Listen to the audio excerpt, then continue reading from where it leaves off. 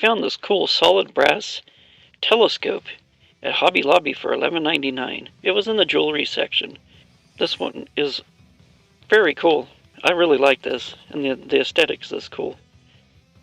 It also closes in on itself, so it's telescoping. And it might be just a bit large for G.I. Joe's, but it fits well in the gung-ho grip hands. Like I said, I really like this aesthetic, this old world look.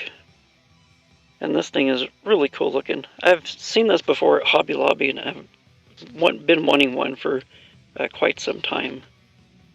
Since it's solid brass, it does unscrew in sections. You can even unscrew the lens portions, but I didn't want to do that in this example. But this thing is well crafted. Compared to my full-size telescope, my full-size telescope has 4 telescoping ends and a carrying case. And very nicely made, and I really enjoy this. I think this is a very good score for my G.I. Joe adventure team. I think this will be my character here, Lundy's main piece of equipment. Well, that's all I have for you. I hope you enjoyed taking a look at this 1/6 scale telescope that I found at Hobby Lobby.